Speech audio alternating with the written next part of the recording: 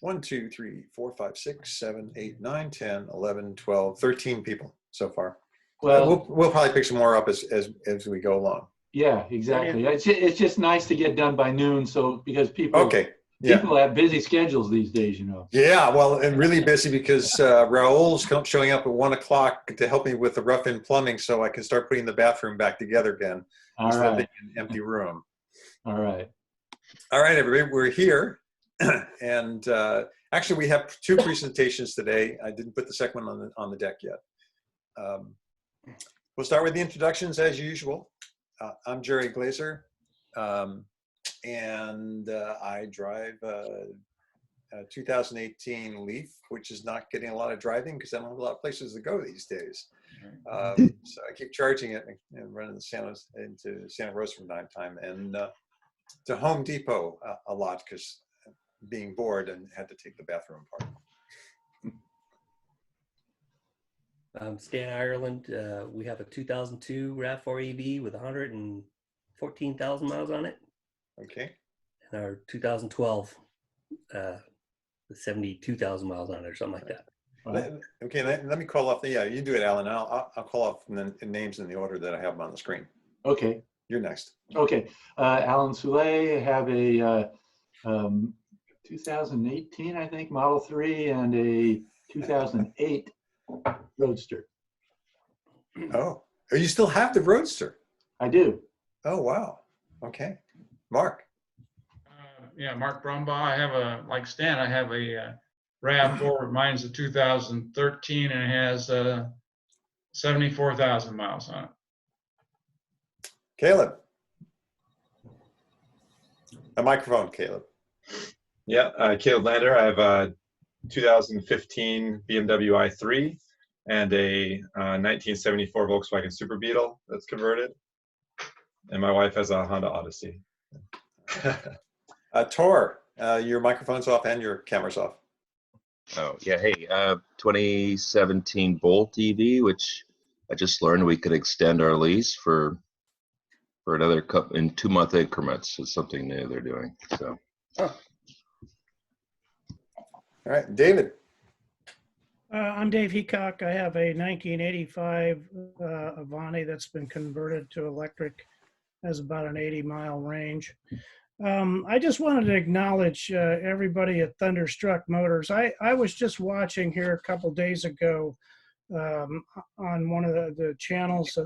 Maybe you all know about the vintage voltage where they, in Wales, where they convert classic cars to electric, which kind of excites me because that's kind of what I did. But the interesting thing was they have 2 Ferraris they were working on, and they were upgrading one of the Ferraris to it turns out to be a Thunderstruck charge controller, the EVDC. Oh.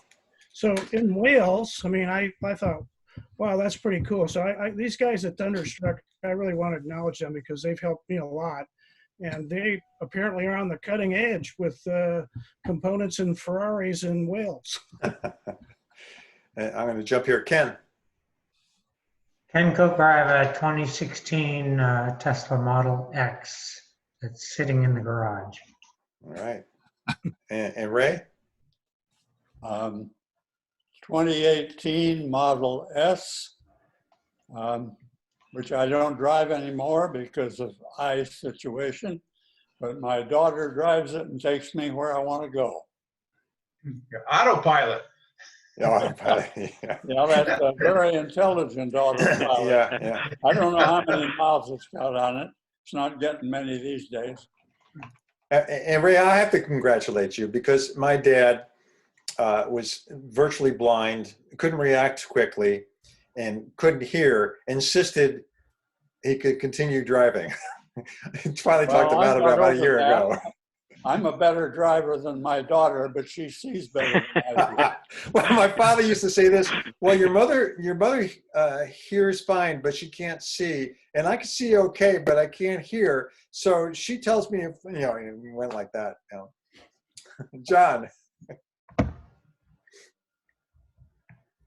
John? Oh, you're on mute. Yeah, there you go. Okay, I guess it's I guess it's a, anyway, it's a Geo Metro that I have. It's to a Leaf drive, and I think it's a 1990. I was trying to get the wrong century there. I couldn't get it. It's a 1991 or something. Anyway, it's doing great, and yeah, thanks, David, for the Thunderstruck heads up there. That's cool to know. That's it. Yeah, I'm getting short here. Cecilia, why don't you jump in? Hi, my name's Cecilia, and I drive a 2018 Tesla Model 3. Long distances. Lowell? I drive a Nissan Leaf 2013 vintage. Somewhat, but much more. When I do drive these days, I drive my Tesla, which is the 2014 Model S. Yeah, it's, given the small amount of driving I do, when given the opportunity to drive, I will drive the Tesla. Okay. And my screen just totally reformatted. So like doing it twice, stop me. You guys have to sit in the same place and stop moving around. Bruce. Yes. Well, I'm happy to be here. This is I love the sessions that come out of here. Great technical stuff, and I've got a plethora of mostly unmobile vehicles and 2 new ones, each which have their own problems. But I'll just say first, my new acquisition, which is incomplete, is an Achilles dinghy with a Torpedo. It's called a Cruise 4, and it's got a big prop with a deep pitch, and the torque allows it to do about an hour and 15 minutes at 20 knots, I think it is. And it'll cruise at 4 or 5 knots for 10 hours. So the hope is this will be a backup get around for this kind of fix it up sailboat I've got. But the 2 cars that I'm mostly driving are an Audi e-tron, which I highly recommend. Anybody's thinking about buying one, talk to me first, because I've had a hell of a lot of problems. And the Tesla Performance Model 3, I think we got a mystery figured out. So this spider crack appeared on the back windshield, and it was clear that it was some sort of impact. And I could not figure out, the hypothesis is that there's ravens and crows around here that drop shells and acorns onto things that look like rocks, and it's gray. And I found some like bivalves up in my rock patch in my yard, and the hypothesis is that it dropped something squarely on the windshield. There's a tiny little mark, and the aggregate on the back looks sort of like wet soil, with little flakes of old shell in it. So anyway, that's I think it's interesting. Well, I once had a horse with a divot in its back, and it was because my neighbors were celebrating and shooting guns up in the sky. Oh. So it could be a celebration as well, except for the dirt. Mike? Hi, everybody. Mike Newell. Still not really driving too much my 2011 Leaf and 2017 Kia Optima plug-in. Okay, Sonia. Hi, everybody. This morning I was driving an Ego mower with the battery pack. Yeah. Self-propelled. I'm getting around with that. And then we're alternating between the 2019 Model 3 and the 2014 Chevy Volt, which needs to turn on occasion now because, we never do more than 10 miles, I guess. Yeah. Woody? Hi, I'm still driving a 2013 Chevy Volt. Okay. Wait a second. Everything's sorted on my screen again. Just a second. I'm looking back at the other list and see if I missed anybody. Did I miss anybody? We got everybody? Okay. I was on mute. Sorry, Jerry.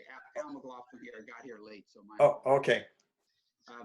First, I want to thank Bruce for the e-tron time he spent talking. Yeah, hear him. Well, Al, later. Louder. You got to be louder. Oh, okay.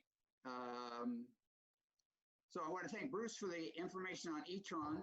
I drive a Volvo plug-in Oh. hybrid, and you may notice I recently cut my hair, and I'm feeling pretty good about it.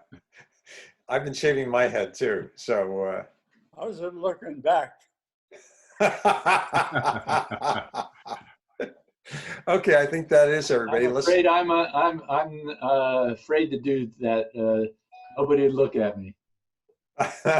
Well, it's actually easy. You get one of those little racers, you set it on 9 and just keep going and going and going for about an hour, and that should do it. Hey, Alan, you have 2 sessions running right now? I just see the screen flicking back and forth here. This is weird. No, as I said, I signed on with the meeting link, not opening a new meeting. Oh, wait, I think I just saw Pete join us. Or Andy. Is that Andy? Andy, are you there? Is that you? I just joined. Andy. Why did you join us, Alan? That's a good question. I went on to the, I couldn't find the Zoom link, and I went on to the, I know what you did then. the member, I went into Alan's Right. about this meeting, clicked on the link. Hey, that's great. That's great. I think one of the mistakes then, this is interesting. Let's keep this in mind then. When we set up the meeting, perhaps what we'll do, Alan, is we'll post to the group site the connection to the next meeting. And this way, if somebody loses their email, they can go to the group site, find the discussion for the next meeting and click on it. Cecilia, eventually we'll have that on the web page as well. It's the same every week, isn't it? No. Ray, it has a unique link or sign-in link for every meeting. Yeah. There's some that I attend regularly, and they have the same ID number each time. Really? Huh. Yeah, I have the same experience. So I tried the April link and it didn't work for this meeting. Oh, okay. April is a different account. That's why. Okay, give me the number for this meeting and I'll check out and check in again. That's okay. We can call you Alan. Alan and I are related, you know. Yeah, we are. That's right. If I knew how to get out of this screen, let's see, exit full screen. I'll send it to you. Wait. See what happens. No, wait a second. It's right here. Just a second. Oh, I just lost. I got it here. You got it? I got it right here. Yeah. Okay. Also just change your name if you look. Oh yeah, you can do that. Click on the 3 dots, and then you can rename. Yeah, that's right.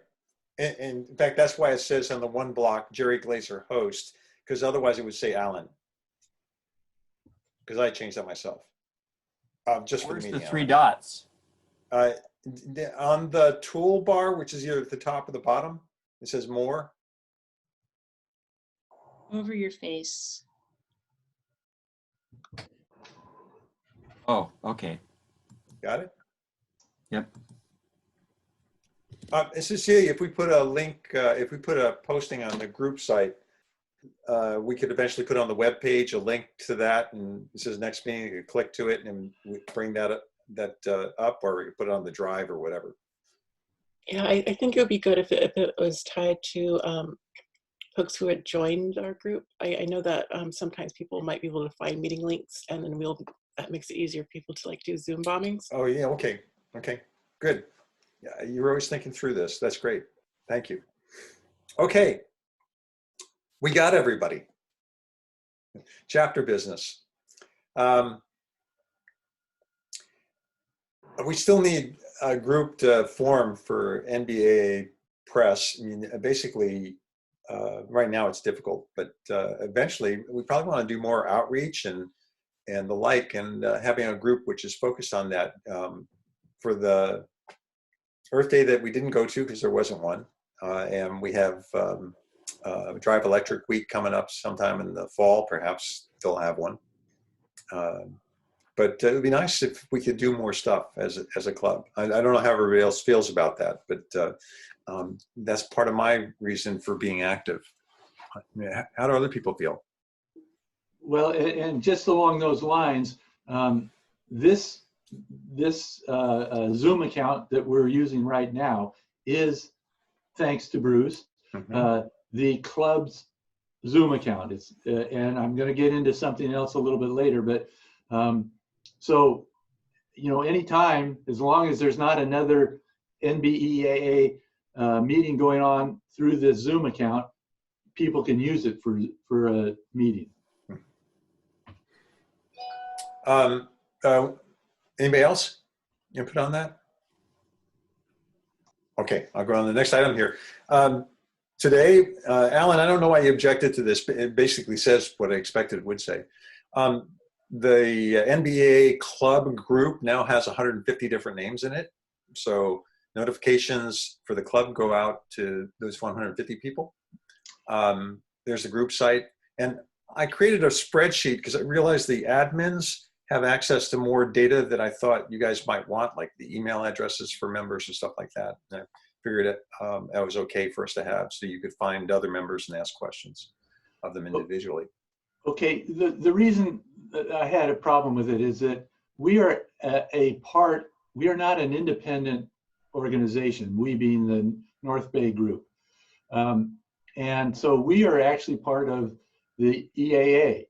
And the EAA, for those who are not paid up members, refers to them as interested parties. So I think it's a little bit misleading and probably something that the EAA would not like, to refer to people who have not paid, who do not have a paid up membership, to be referred to as members. Well, but Alan, this is talking about the Google group named NBEAA-Club. Doesn't matter. You're referring to a membership there, but that's the number of people in that list. Okay, so just refer to it as interested parties. That's all I'm saying.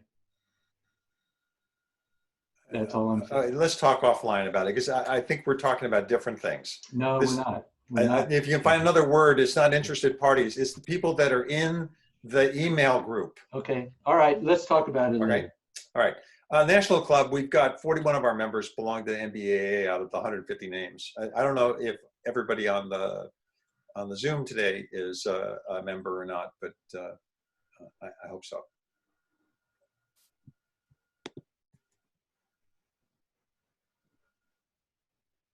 Oh, so this is something that came up that Woody suggested. We have not, we disabled sending email out because we got a whole bunch after the last meeting to the NBEAA club email list. And Woody suggested that maybe we want to have a group that's a discussion group. So if you're willing to get more messages, you sign up for that group and we can send out to that group for discussion on topics. How about a discussion on that? Seems like a good idea to me, because a couple of us have been chatting here about electric devices for use for yard care. And that could be a subject that probably more than just the 2 or 3 of us that have been chatting might have some information on that would be useful to a wider group. Yes, since you mentioned my name and I did suggest this, I've seen that work for other organizations where you have an anomaly list for the occasional official, next meeting is on this date and here's the agenda, or like sort of major announcements that go out. And that for folks who really want to drill down or talk about something and have, lots of back and forth and all that, a second group, our second list to be able to do that kind of thing. And I've just seen that work, people that don't want get tons of emails, they don't know how to use their delete button or whatever, don't have to be part of that. But they don't have to be part of the discussion, but they'll still get the major chapter, information and news and updates. Makes sense, Woody. It does, yeah. Yeah, okay. I'd love to be included in that list or get in the discussion. I have a lot of different electric subjects I'd like to know more about. Okay, so anybody else want to pipe in on that? Yeah, I mean, I have Santa Rosa Cycle Club has exactly that format. They have their regular group, this is for, you know, basic information, and then the chatty group, which is involves a lot more emails, but it's for almost anything that anyone can think of that related to cycling in Sonoma County. And there's lots of traffic on it. So yeah, that works, but it is an opt-in deal. So, you know, we just put it out there, have a link somewhere, maybe in the emails we send in the regular group. We have a link to join the chatty group, or whatever we want to call this, and you can readily opt in. But other than that, people will know how to navigate into the, you know, into the groups and to figure out how to, you know, opt in that way. So we need to provide a mechanism for making it easy for people to opt in. Right, yeah, right. Yeah, I'd actually like to suggest that, you know, we consider making it an opt-out. You know, put everybody in it. Let them know that they're going to be put in it. If it's not their cup of tea, if there's too many emails, whatever, they can always opt out. But that's really a better way to, you know, make sure that you might end up with a list, you know, a robust list, because there could be people that are interested in that, but for whatever reason didn't see the invitation email, didn't get around to it, whatever, haven't opted in, but they're actually someone who would like to be in that. So, you know, I would think that it wouldn't be a horrible thing to make it an opt-out, and, you know, make it, yeah. Let me suggest a middle ground, because Lowell came up with this when we created the NBEAA-club group and put a bunch of names in it. What we could do is we can take everybody who's in club and send a specific invitation, and they just click on it, and that makes them a member immediately. And we could set that up. So we could make NBEAA-discuss. We'll send out a blast to the 150 names saying, click here if you want to be part of the discussion group, which will get more emails on various topics. And otherwise, they can delete the message. Sounds good. Sounds good to me. Good. Okay, we'll do it that way. I have a question. Yeah. Comment. I've just recently gotten involved with the Reddit. I don't know if any of you guys are doing that, or gals. But anyway, it makes me think that a forum format is kind of cool, would be cool, better in a way than email, because it's you have topics that can continue, and they're isolated as opposed to just. Okay. Yeah. And let me just point out to you, John, when we set this up, it will create a forum as well. That's essentially what it does do. Okay. And the email, the group email, is a side effect of that. So NBEAA-club has a forum, NBEAA-team has a forum, and you can go to the group's site and look at the various topics that are there. In the case of -team, we've organized that by categories. In the case of -club, it's just all of the communications people have had. Okay. Do you know if people can choose whether to receive emails or not and still be in the group? Yes, they can. That's cool. All right, sounds good. Yeah, you go in and you have to log into the group, and then you can set up different kinds of levels. Lowell, you know more about this than I do.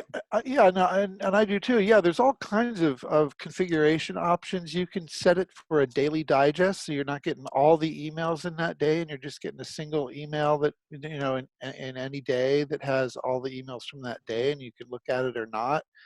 You can do tons of stuff. And again, I want to emphasize every Google group has a group home, which is, again, where you can go and you can see the archived, you know, emails, you can see the categorized emails. So it's got all that kind of stuff.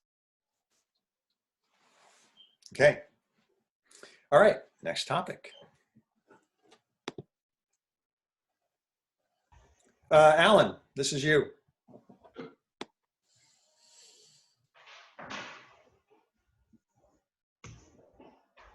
Oh, you're on mute, Alan. Sorry about that. The California seems to be showing some kind of leadership here with regard to both climate change and EV promotion. So the city of Los Angeles actually has set up a coalition to promote electric vehicles. And as it shows here, extend the $7,500 tax credit for Tesla and GM because they've run out of those now. Increase the cap to 400,000 vehicles, recreate cash for clunkers. Anyway, you can read it there. And at least it's a step in the direction that we want to go, as opposed to nullifying virtually everything that has already been established. So it's a good deal. Hopefully it'll get somewhere. So what would you like us to do about this? If we were to support the legislation, what do you think we should do? In what form? I'm not sure that the legislation has even been written yet. Right now, I think they've just established a coalition to promote the legislation. Oh, wait, sorry, they sent a proposal already? Okay, yeah. I didn't realize that.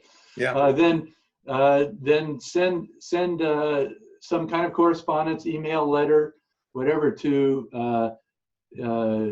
your representative. For most of us, I think it's Huffman or Thompson anyway, and then Feinstein and Harris, and just so that they can get numbers up on how many people support it. Would it be better to do this as individuals, or do we want to do something as a club? That I'm not sure of. What do you deal with the legislative type thing? Is it better that they just show numbers, or do they want influential, more influential correspondence, promotion? I presume you're looking at Woody. I am looking at Woody. We can't tell that, but yeah, okay. They both matter. Louder, Woody. Your microphone just. I'm sorry, I had the boom up. Both matter, but the organization should definitely submit a letter, and then encourage individuals to also individually send one. Okay. Then I can send them a later. Okay, good. Give some thought to timing. If something like that is done in the next few weeks, nobody will pay attention to it. We got to let the coronavirus news domination get by, I think, before we'll have any influence. Okay, good idea. I'll put it in my calendar. I have a question. If I were to write to my representative as an individual, it would be helpful for me to know, to be able to state what the annual subsidy is in its various forms that go to oil and gas subsidies that are out there. Does anybody have a sense of what that might be on an annual basis? 20 billion. About 20 billion a year. Okay. Yep. Thank you, Woody. Woody, can you source that information so we could have a link or something? There are multiple sources for that. If you just, yes, I will, for the quick answer, because it's not hard to find. If you just Google, U.S. Subsidies, oil and gas, that's a number that's been, circulated for many years, and yeah, I'll send you some. I want to chime in. This is Tor. This is actually a really good time to introduce this, because the government is spending billions and billions of dollars on and choosing winners and losers as far as economic recovery. And this actually plan has been percolated in my head, because, and even though we say, oh, we should pause and focus on the coronavirus, but all governments are going to be pumping billions of dollars into their economy, have already, and are going to continue to. So it's really interesting to see this, and the traditional legislative path, which you might look at this and go, no way in heck is this going to ever pass, because the usual is too many roadblocks, but now there's actually a good chance. So yeah, this is really amazing. and I guess as advocate a group letter as well as individuals. So I mean, back to Jerry's original thing about this group as an advocacy and outreach organization, this is a chance to really like take a next step in the advocacy arena, which would be, so I guess who crafts this kind of letter as for this group as far as a little template? You know, Okay. Go ahead, Alan. I had, it'll be covered here in a short time, a conversation with Regine Fellows, the president of the EAA, and was very emphatic about the EAA doing advocacy like this.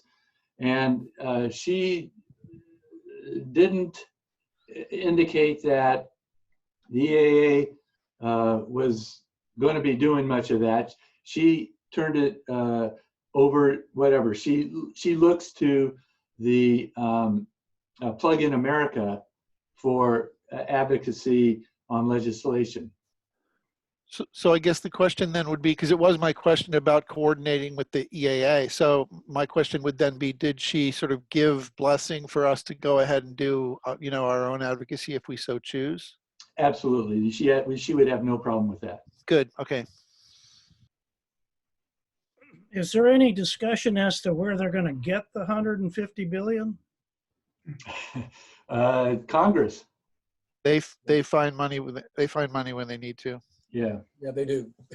Well, it's not even a question of finding. I've been meeting with Jim McGreen and Zeno for about a year now, talking about how the Federal Reserve works or how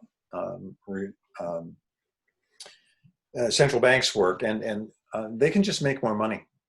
And that's essentially what they're doing right now. The $1 trillion they're not finding, they're actually making it, multiple trillions of dollars. Printing it. They're printing it. They're printing it. And banks do the same thing. Banks actually, what they have on deposit is only 1/10 of what they actually loan. So money is a very interesting concept. So taking this discussion back, if the club were to craft a letter, back to the question, who would craft it? Do we have any volunteers that would be willing to put something together? And then we could talk about it either in the next meeting, or we can do it in the discussion group that we'll set up. Oh, I love volunteers. Alan, this is what you always ran into. I don't mind crafting it, then, but not send it until after next meeting when everybody can review it. And Yeah, for sure. And I'd be happy to help in the crafting if you want to bounce ideas off. Okay, all right. Anybody else want to volunteer? Yeah, I mean, I'll help. I didn't want to be sort of the lead drafter on it, but I will certainly help and review and edit to the, yeah, sure. Okay, that's great. Okay. On to the next topic. Excuse me, Gerald or Jerry, related to that, we're all part of other most of us are parts of other networks too. So do we want to send this through for other people to support, or is there any way we want to network this outside of our group? Let me suggest something. Let's do the crafting of a letter first, which requires us to do a little bit more research. I read the article, but there were multiple. Alan, you sent me a link to articles, and if you haven't figured it out yet, I followed the links from the links. I searched more things before I put the slide together. And so there was a lot more material on this, as well as to who's doing it, why they're doing it, who's involved, and things like that. So digging a little bit deeper, I think, would be appropriate, Andy, before we took it forward. So putting the letter together, we'll have to do a little more research. And that's what I feel more comfortable with. Okay. Yeah, that sounds good. But I think it's a good idea, by the way, Andy. Sorry, wrong. Oh, there we are. Okay, Alan, this is you. And you tell me when to move the slides. Okay, so this is just some information I got. There were 3 main topics, or maybe 4, with my discussion with Regine Fellows. I think I've saved the one that she really wanted to cover for the last of these 3 or 4 slides. But one thing that apparently now is the rage is that to get data and manipulate the data as much as you can, and apparently this existing EAA website that handles, amongst other things, the email list for the EAA is rather limited. So the EAA is looking into, I think, one of two email databases to transfer all of the member addresses to, and then they can manipulate that to what she thinks is a better, a better system. And then she wanted me to encourage everybody to join the EAA Facebook page. And why is that? Just to get EAA information, I guess. Oops, sorry. So in the then right we can context, I'll get to the next slide. Just saying. Okay. There we go. So the other thing that the EAA is doing is planning to have a COVID-19 clean car initiative. It would have a budget of, oh, I'm sorry, I forgot the K, 250,000. And, you know, knowing what their budget is, which is much less than 250,000, I asked her where that would come from, and she's hoping to raise it through various processes, and so that they would have the money to, again, defend against future attacks on EV favorable policies. And I think that would be more in the form of media type defense as opposed to lobbying type defense. She made it pretty clear to me that they depend on and look to Plug in America for any kind of lobbying. So then the fund public Zoom events, which is going to be covered in the next slide, educate students, continue to develop online EV educational certification, advocacy campaigns for sound public policy, and an EV in every driveway yard sign. So anyway, that's what they have in mind. My guess is not all of those would end up being part of this initiative, but that's what they like to shoot towards anyway. Okay, so the main reason for her call was, and by the way, we did have a Zoom meeting, is that she is asking whether we, as a club, want to convert our Zoom Pro account to a business account. Now, what that would mean is the EAA would need to get 10 participants that would each pay about $20 a month to have a business account. This would allow the Zoom meetings to have up to 300 participants. It has several other features which you could check out on Zoom's website if you'd like, under business account. And she says that it would not affect us having individual meetings like this. And I tried to confirm that with Zoom, but I had an interesting experience with that. I called them up, waited about 15 minutes to talk to someone, and the someone that I talked to was actually a temporary service that was going to take my name, or that did take my name, to give it to Zoom to give me a call. Well, I never got a Zoom call. So, and their chat support only took so many words, and I couldn't explain it in the amount of words that they allotted. So I can't guarantee that we would still be independent. She thought we would, but I'm not sure. And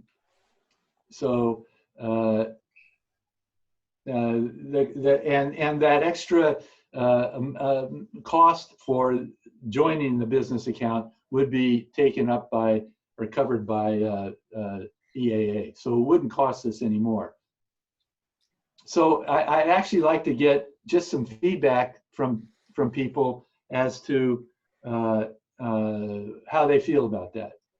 So, Alan, I'd like to provide a little feedback. It sounds like they need to get 10 different regions on board, and it would be nice to play well with them and participate. And I wouldn't be particularly concerned about our user account being under their business account. It's a separate username and password, and it just has different features and functionality under that umbrella. Other people who use Zoom Business can tell me if I'm incorrect on that, but it just seems like she needs 10 participants in order to provide other people with this level of service, or other groups, right? And that's what she said, and that's, from everything I could read, I agree with you. So yeah, so I have no problem with it. I think it would be better, sure. Is there any issue with, multiple schedules, conflicts, or anything? If we're together, we still can have simultaneous different events, right? That's the way I understand it. That's what I wanted to check on. My organization has, I believe it's a business account, and we have multiple different accounts underneath our primary account, and we all have our own individual, business or meeting schedules. Great. Okay, good. Well, then I'll tell her that we'll just participate.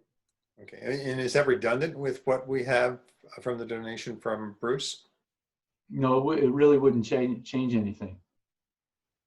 Yeah, I'm just staying silent here, but the EAA got $1,000 from me that wasn't intended to go to them. It was intended to go to our chapter, and our chapter was co-opted by a local entity. So we're technically not in existence anymore, the EAA Association. So that's kind of miffed me a little bit. But anyway, maybe offline we can talk about that. I'm really not sure what happened there. Yeah.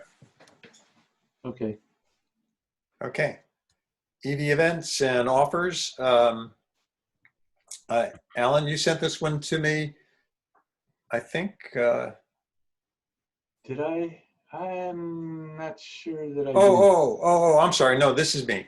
This is me. This was the webinar that I told everybody about that was held. The Sonoma Clean Power did. It had some of the same presentation material as PG&E had for their storage and battery class, which is an all-day class. They were Zoom as well, I think, and oversubscribed, I guess because they have a limit on the number of people who can attend.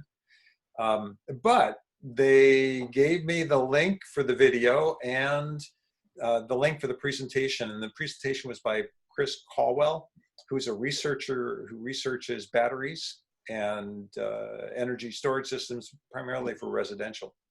A lot of the material that I used in my battery presentation, I stole from his presentations. So if you're interested, here's a link for the to the video, and then also a link to the presentation itself. Now, I would listen to his talk. It's 1 hour long.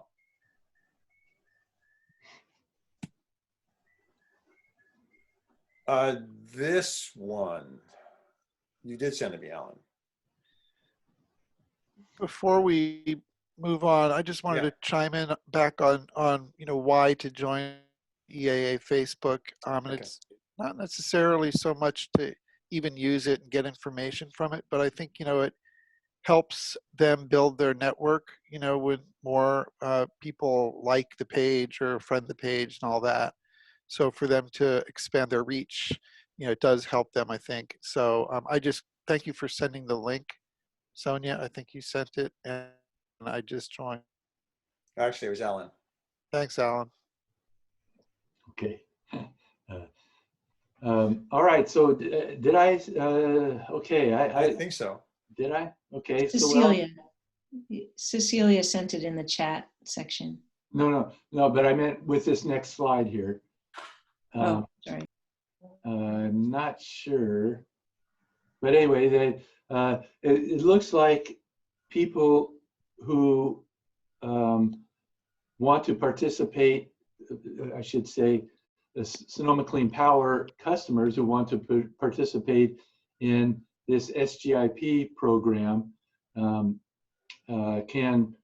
get the assistance of Sonoma Clean Power to do so.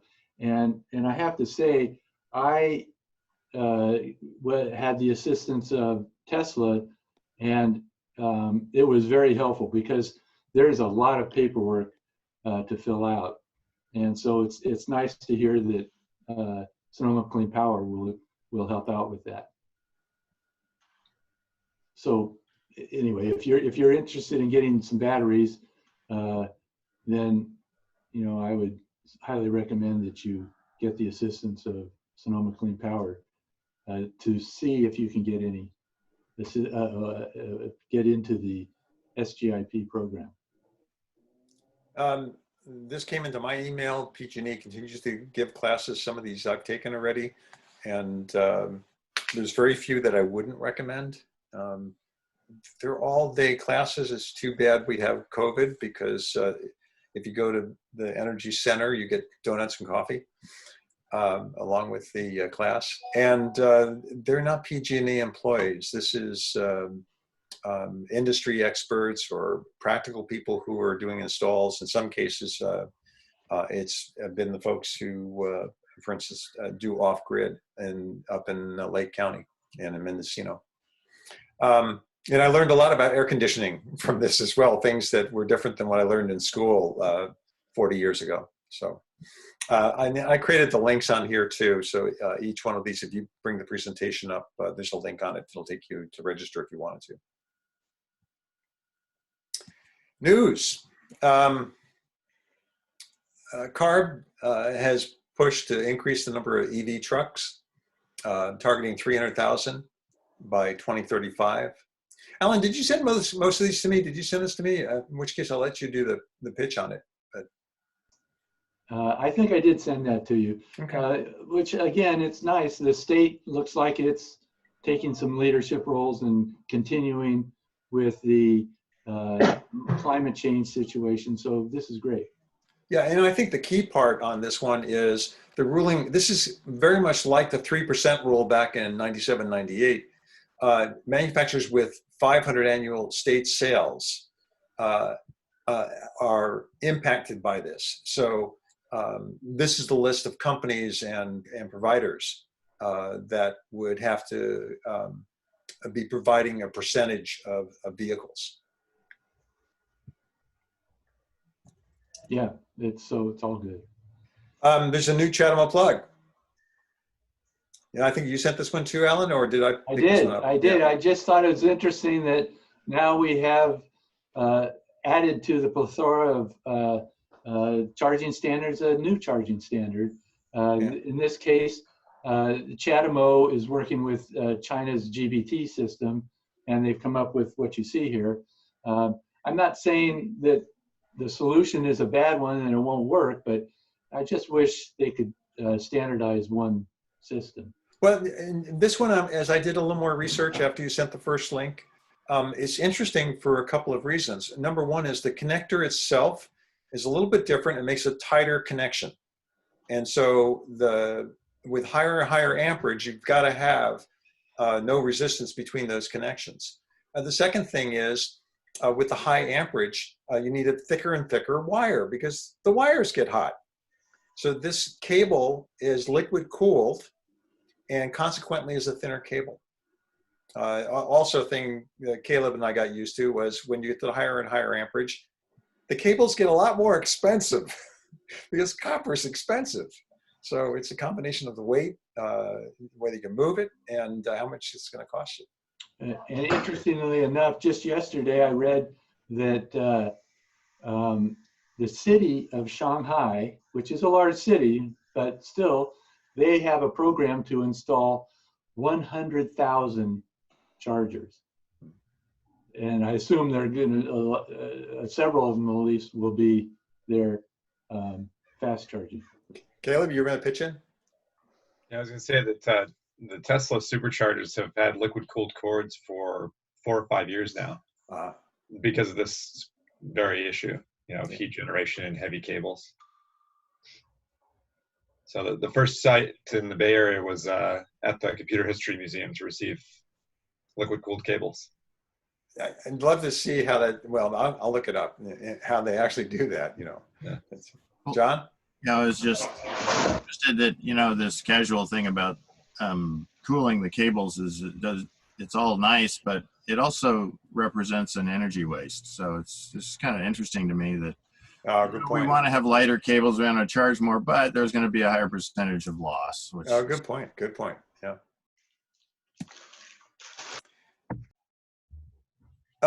Andy, you sent this one in. Okay. Well, despite the confinement everybody's in, Rheem is introducing a new line to their heat pump hot water heater. And it's the most efficient traditional heat pump water heater. When you talk about heat pump water heaters, what comes to mind are two different ways to use a heat pump in those situations. One is with what is industry standard for heat pumps, which right now is using R410A refrigerant, which is really harmful to the environment, actually, and very, very strong greenhouse gas if it's released into the environment. Another approach is through using CO2 heat pumps, but that's still expensive, quite expensive, and relatively speaking, and still clunky, and there's not many people doing it. So this is still the traditional heat pump water heater using the R410A, but their efficiency has gone up again, probably gone up about 15% or so from what it was previously. It uses very low, in the heat pump mode, it uses very little electricity under typically optimal conditions. It's very quiet. It's got some nice features, the built-in leak detection and so on. And it has various sizes. It's, for some time now, Rheem has been offering these in either a 15 or a 30 amp configuration. So if you don't have a dedicated 30 amp circuit for an electric water heater, you can get by with installing a 15 amp, and you don't want to increase your panel capacity. You want to keep it low. You can use a 15 amp circuit for this. That 15 amp circuit is still a 240 volt configuration, I believe. Mm-hmm. Anyway, yeah, it's another good alternative if you're looking to get a heat pump water heater, more size configurations and so on. So it's a big step forward, I think. I'll give a little bit more background to say that there was a big jump in efficiency for heat pump water heaters a few years back when a standard that had been developed by Northwest Energy Efficiency Alliance and other groups up in the Pacific Northwest came out with what they called advanced specification heat pump water heaters. They called them Tier 3, and now they're calling this particular water heater Tier 4 water heater. So it's another step up from that high level. There's actually a spec. I'm drilled down on that too. There was a whole spec that was written down for those things. For me, the key points on this one was it's the same as a 100-watt light bulb for heating on the 40 and 50 gallon models. And I thought that was impressive. The 49 dB, when we were doing vehicles, 49 would be amazing because that's quieter than an office. And the built-in leak detection I have problems with because when I get high humidity, my water heater turns off. So I've got to do something under my house. Good. Alan, this one's yours too. Could I ask something about that? Yeah. On the last slide, Andy, I'm curious, could you just briefly explain the 400% efficiency? what that means and how you're plugging into a. Yeah, do it fast, Andy, because we need to. I mean, Yeah. I don't know how you can plug into a 240 volt, 115 amp circuit and only use 100 watts. Yeah, I had an argument with a PhD while I was flying the plane and taking us down to the South Bay, because he insisted you can't have more than 100%. And I said, you're not thinking about it the right way. And at 11 o'clock at night, he called me and said, oh, that's what you meant. Well, the 400% efficiency, of course, we're not talking about defying the second law of thermodynamics or anything here. What's happening is that the heat pump doesn't use the energy in the electricity directly to heat the water. What it does is it uses a pump to pump heat from a heat source into the water. So you can actually get, if you can actually put in, I mean, in this case, under optimal, probably lab conditions, if you put in 100 watts of energy, you can get a 400% increase in the wattage. Yeah. In terms of just BTU energy calculations. Yeah. Just convert the watts into BTUs. Yeah. I'll draw it out for you, John. Alan, did you send this one to me?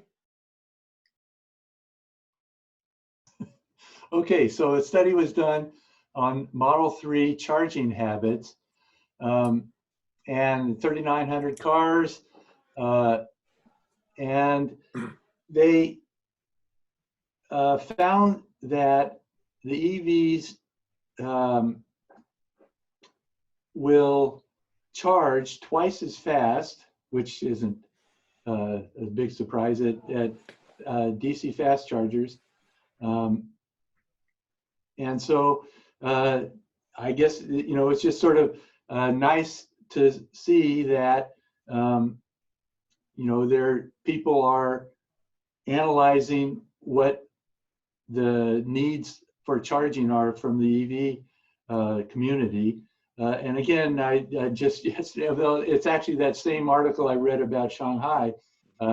They are incorporating data collection into those new chargers that they'll be installing there. So what it amounts to is, I guess this data, which I have to say is a little bit over my head as to what they're going to do with all of it, but it, I assume, has a lot to do with planning for future charging needs. I think it's also in the vehicle design. When I read through the articles as well, what's changing is this: because of the design of the vehicles, we're charging our vehicles less frequently, and when we charge them, we put more energy in at one time.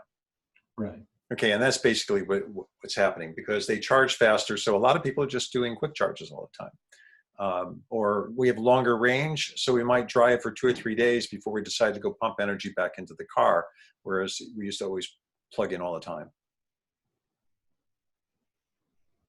Yeah, and Sonia, you're right. Yeah, it'll be really interesting. I was curious about the infrequency that people have to charge. And then, of course, there's the reality of these few months going forward. So it'd be really interesting to see the data for 2020. Yeah. Tora, in answer to your question, my guess is, I don't know what the model number is on it, but on their web page, they do tell you what the REAN model number is, because they talk about the new device. And if you look, sorry, Beck, on this, I always put a link. So when I put the presentation up in the PDF, you can follow that link down and it should take you to that model. And normally Home Depot will carry this and other places. They seem to have the heat pumps. This one, Alan, you sent to me, and I had to say, is this a deal? Because I did the math and it didn't make any sense to me. You want to explain it? Well, no, the only thing that, everybody has to do their own analysis, whether it's economically feasible. Yeah. But Electrify America is developing a charge plan for the Kia Niro. Yeah. And so the Kia Niro people, the people who own one, you know, can decide whether it's worth it for them or not. But there is a deal coming up over there. Yeah, when I did the math on this, what I came up with, and I looked at some other blogs too, other people came with the same. If you take advantage of the deal, it costs you more. Right. Yeah, and so, yeah, so that's why I say you need to analyze it on your own. And also they got a pass on this for the next few years because in California it's changed now, and everybody will be required to charge for the charging by the kilowatt hour going forward, and that's a progressive. We covered that in the last meeting. Over the next 10 years, that's changing on all of the devices by legislation. Jerry, why don't we move on to the presentation so Caleb has enough time? Yeah, we'll do that. Okay, because we have more stuff here that you sent. We're going to skip input from the peanut gallery because we've been inputting. You want to do Caleb first or do your video first? Let Caleb go. Okay. Ooh, shit. Wait a second. Oh, there it is. Good. Sorry. Caleb, I'm going to do this first. Sure. All right. And then I'll get you to the rest of it. And I've got to share that first.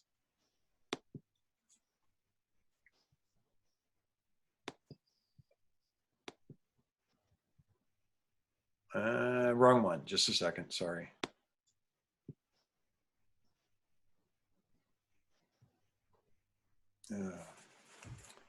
All right. Now I have to put the glasses on. Where is it?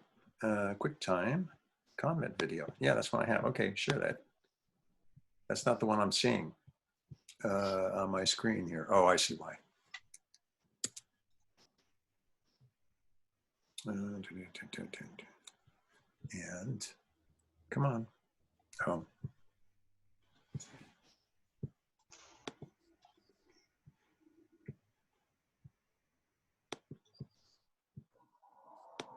That's confusion. I brought them both up to make it easier here. Okay, hopefully you can see this.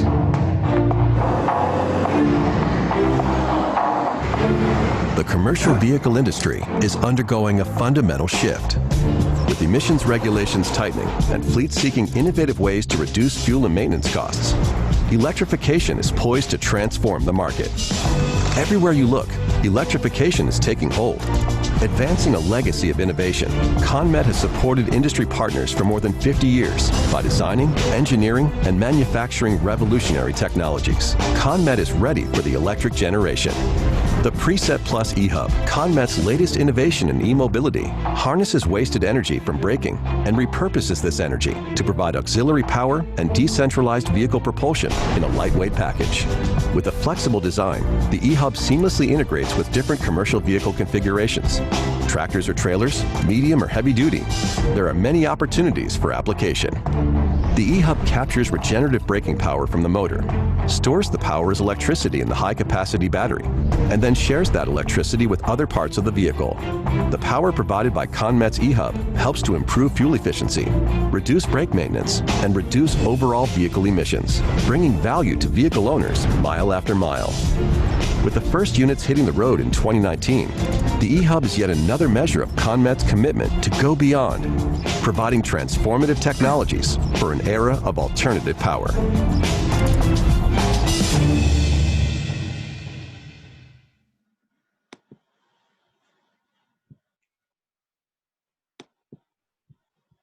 All right. Okay. Hang on a second. I'll get better at doing this eventually, I'm sure. Finding the right things. I can always share mine too if you want. No, we're good. We're good. Just a second. I just have to find the right screen to share.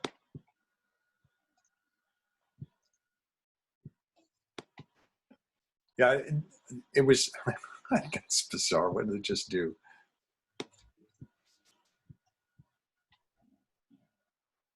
I shared the wrong screen. That's probably why. PowerPoint. That's what I want to share right there. Share. Thank you. That's a little more like it. Okay. Oops.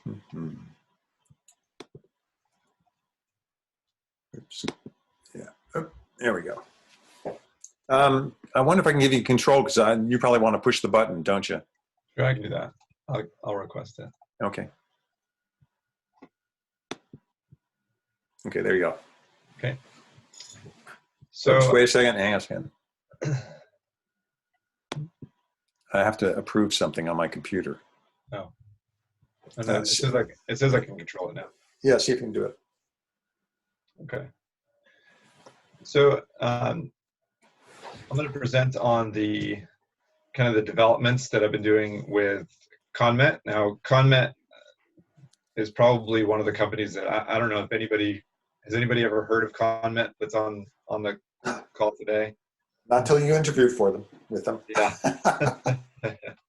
So ConMet's one of the companies that you've probably never heard of, but is everywhere.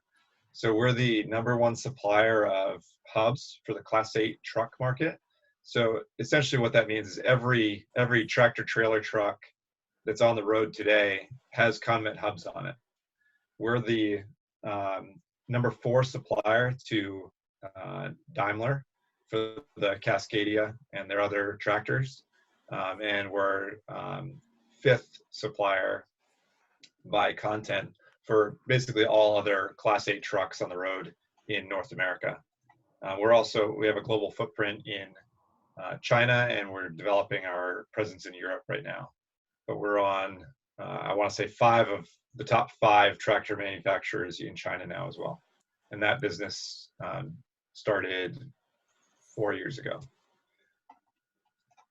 It's not letting me. Oh, that's interesting. Okay, I got it. Sorry. It's happening. I'm on presentation mode, and I keep losing my Zoom. So I keep bringing my Zoom back up, and that's why you lost your control. I'll stay out there.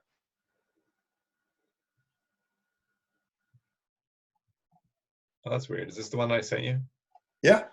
No, you want me to give it exactly the one that you sent me? Yeah. Okay, wait a second. Let's do that. Just a second. Give me back control.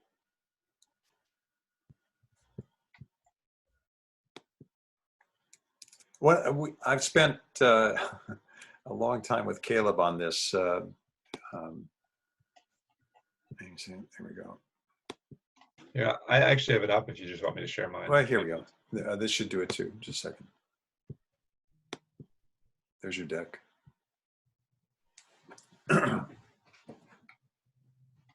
And why don't you ask for control again? I can't see it yet. You can't see it? Oh, I didn't share that yet. Yes, so, yeah, I see it dropped off.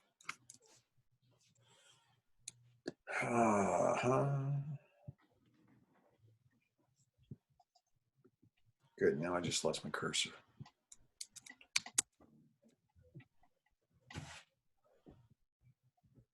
Oh, that's great.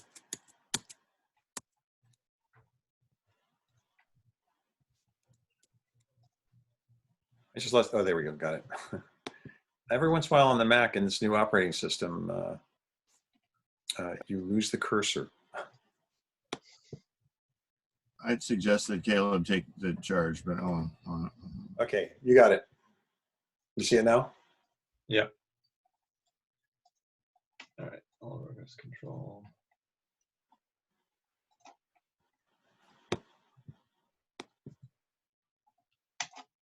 Okay.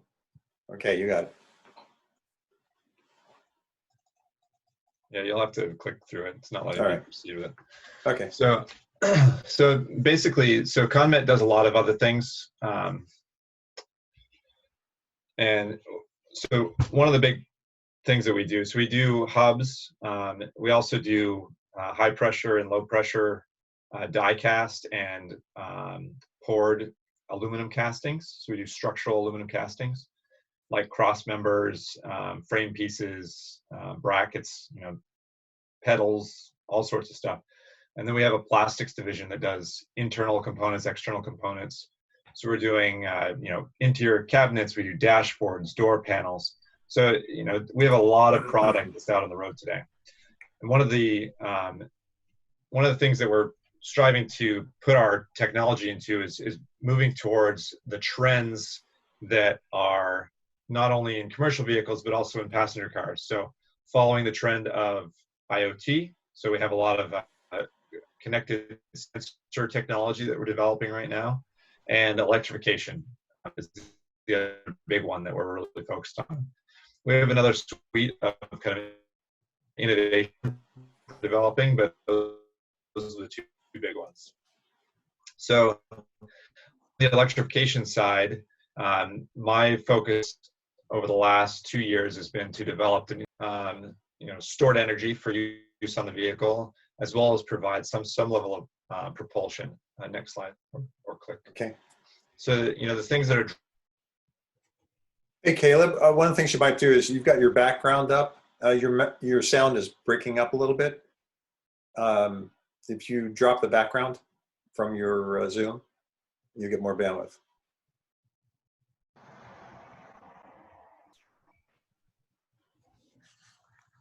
Sorry, can everybody hear me? Yeah, that's better. I think I just dropped off for a second there.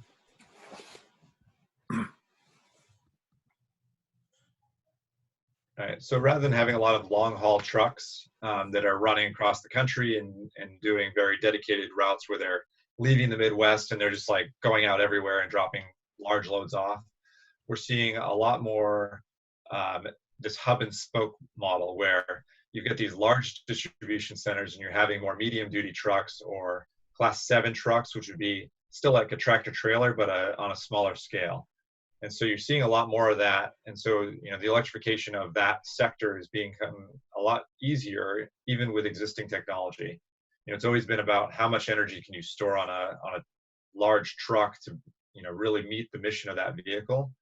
And now it's more about, how can you set up your infrastructure and your distribution network to utilize existing technology. Up until maybe 5 years ago or so, the real issue was being able to store enough energy without taking up all the weight of the vehicle that you're operating.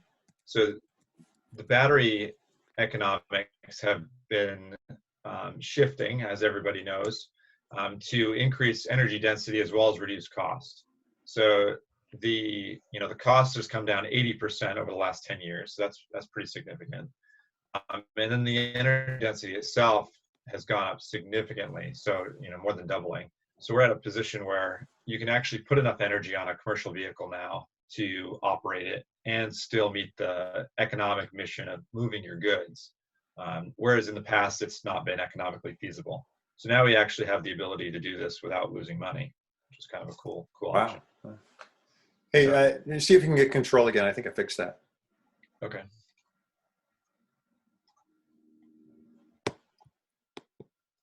See if that works. Okay. Oh yeah. So the fleets, so we're, ConMed itself is really well connected with global fleets. And we're really connected well with the fleets that are in North America in particular, because we're a top supplier and we're a kind of a safety critical component. So at the hub, you've got your brakes and your wheels and, the things that really keep fleet managers up at night are wheel off events and other things that could cause their truck to go down or cause an accident, things like that. So as a result, we have a really good relationship with these tractor trailer truck companies and these big fleets. And so we've gone out and talked to them directly and to see what their goals are and why they would choose to adopt a new technology. So they want to increase their fuel efficiency, either due to government mandate or because they recognize the fact that it's going to cost them more and more as fuel prices fluctuate. It's a big cost to them. They also have other targets for reducing emissions, in particular, again because of government regulations, but also because of certain access to restricted areas. Noise regulations are an issue for, say, delivering food to a hospital at night or dropping off food in an urban environment where you have homes and restaurants and things like that are nearby. So you can't always get access to these areas at the times that might be convenient.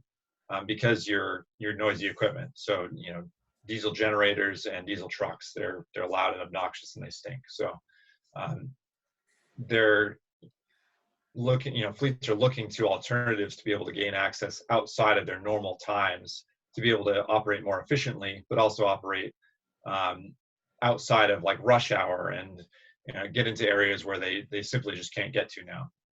And then the things that are really helping to get them there is there's plenty of incentives right now. And even in spite of, you know, the COVID-19 issues, it looks like more incentives are coming. You know, it's, you know, this pandemic isn't slowing down the development of incentives. In some cases, it's actually helping to facilitate the further development of new incentives. So ultimately, though, you know, fleets aren't going to do something unless it's going to save them money. So if they're getting incentives to offset the cost of the vehicle, then they'll buy it. If they can buy the vehicle without incentives, without having to go through the messy paperwork, and it saves them money, they're definitely going to buy it.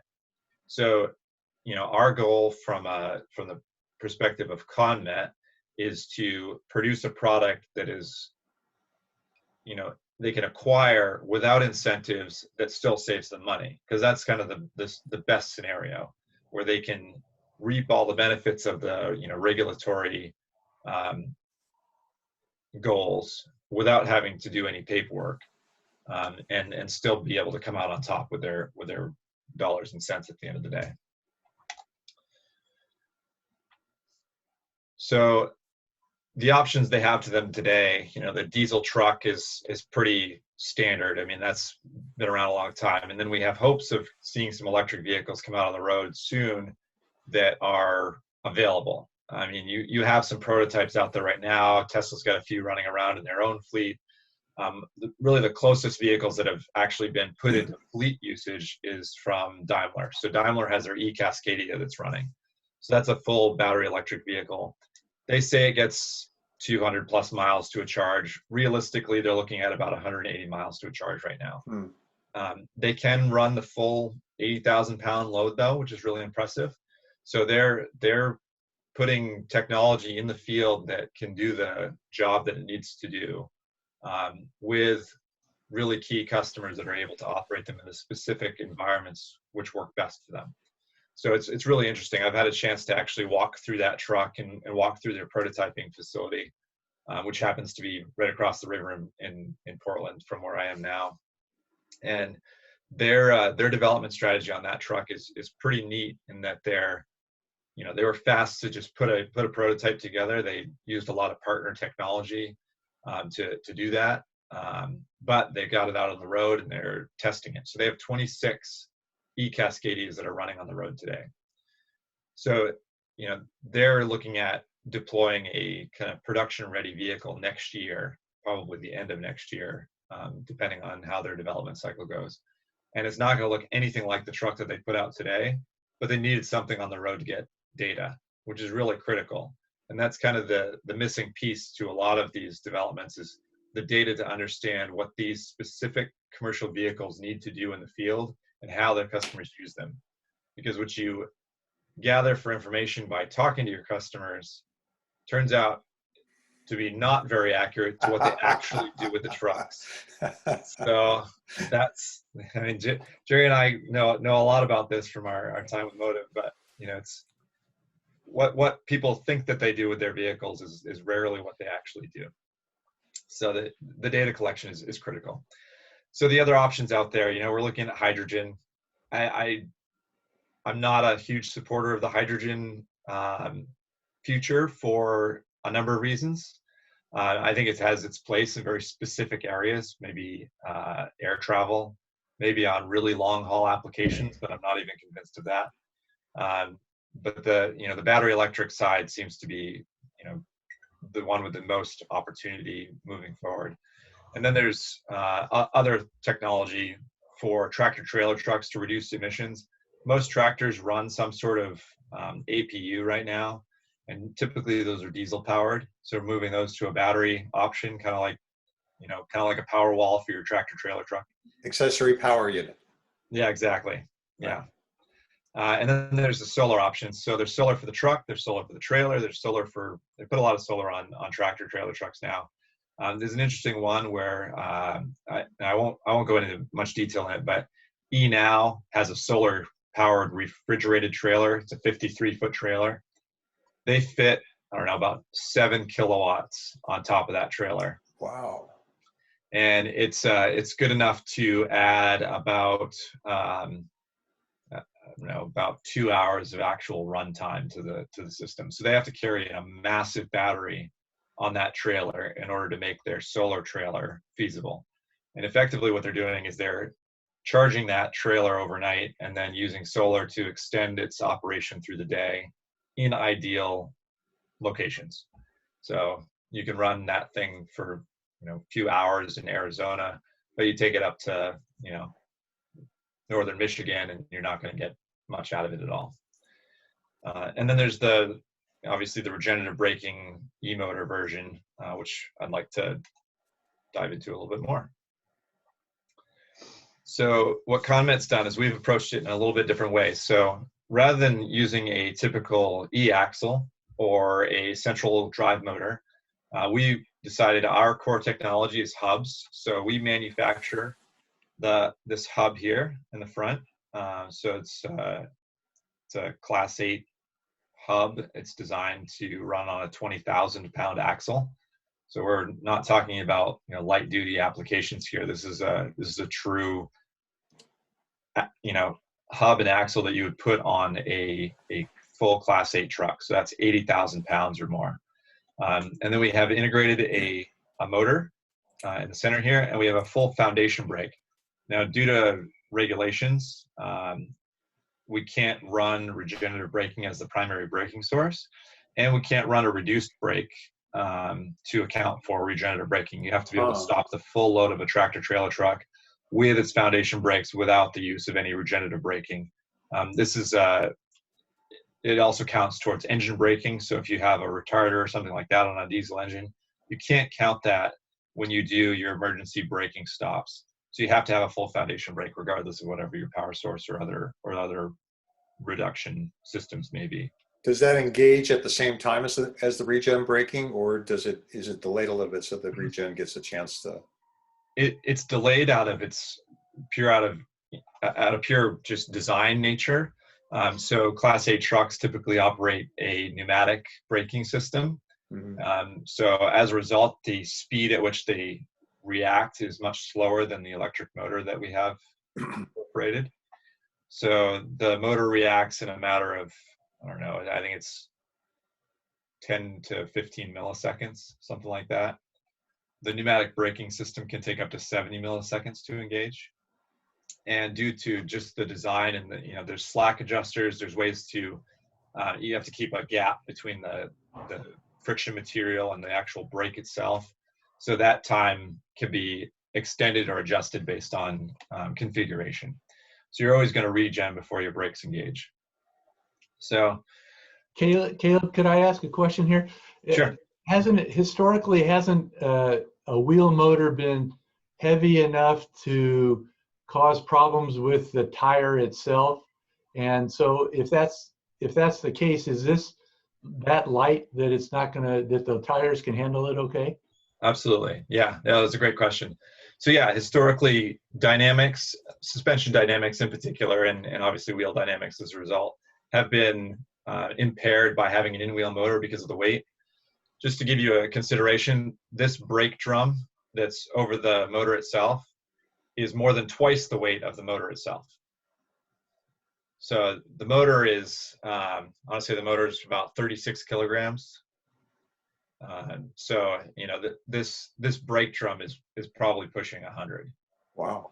So in a Class 8 vehicle, the weight at the wheel end is not really a concern because your typical wheel end weight is very, very high. I mean, the tires are big, the wheels are big. With lightweighting, they talk about moving to aluminum. ConMet's the only company that makes an aluminum wheel end. So it's kind of a sweet spot for us. So we're able to lightweight everything else around this motor, and we can actually produce a powered wheel end that's lighter than a conventional wheel end using, other materials. So it's It's one of our advantages. At those weights, how the hell they get the tire onto the trailer? You use a lift. Jeez. Yeah, it's not a manual operation. It's an interesting process to watch them take a Class 8 wheel off. Huh. Because you basically have this special dolly that rolls up underneath it. You undo the bolts and it rocks off of it. You wheel it away. So it's yeah. Even moving these hubs around, you can move it by hand, but they're big. I mean, they're big, heavy pieces of metal. Did you say kilograms or you say pounds when you were giving the weights? Kilograms. It says 300 pounds, 350 pounds for the wheel hub. Yeah, it is. Whoa. No, I'm not carrying it. Yeah, so it's interesting. When you look at Class 8 truck, having a little extra wheel weight is not a big deal. It may even help to smooth out the ride a bit. What happens in a trailer application is if you don't have enough weight at the wheel and you engage the brakes, you'll skid them, you'll create flat spots in the tire. So having a little extra weight in the wheel itself is not an issue. It's actually kind of a benefit. So the system that we've incorporated, so this is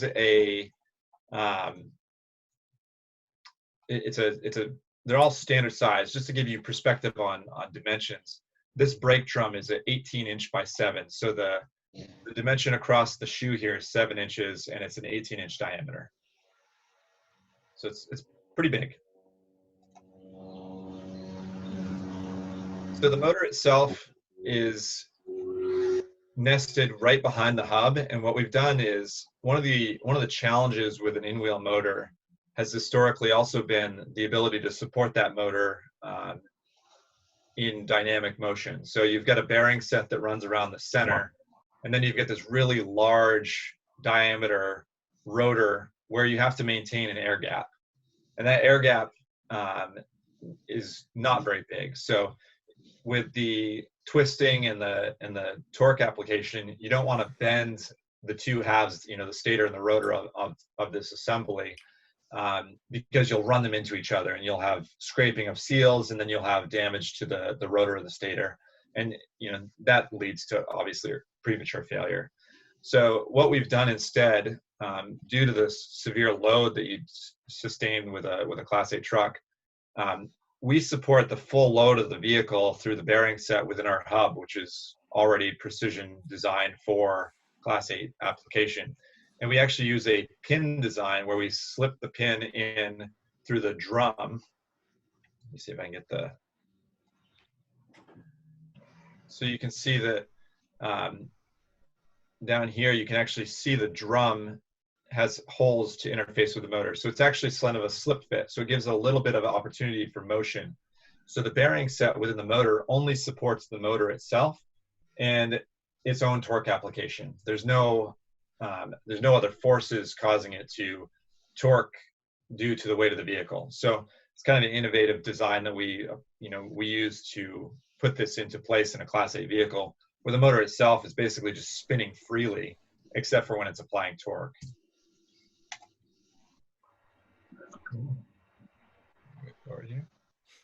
And so we've designed it to go into multiple applications. We really consider it a building block. So the first application that we're putting it into is on a trailer, though. So the motor itself, individually, they're 80 kilowatts peak. So they're not super powerful. They're not really going to be a primary drive on a 80,000 pound truck, but they do provide up to 1,250 Newton meters of torque. So they're very torquey. So as a direct drive motor, the torque application is pretty significant and makes a big difference in how we are able to operate the vehicle. So in the first application that we have these on the road right now. They're in our own fleet, but we're using the motors on the forwardmost axle of a refrigerated trailer. And so during hill descents, braking events, coasting, we actually implement full regen on the axle. So that's 2 motors at 80 kilowatts each. And we're putting that energy into a 25 kilowatt hour battery pack. That battery pack operates the reefer system, which typically runs a diesel generator. They're usually running a 25 kilowatt diesel generator. that historically are very, very dirty. They're 40-year-old technology. They're running, depending on what brand you look at, Thermo King or Carrier are the two major refrigerated reefer brands out there.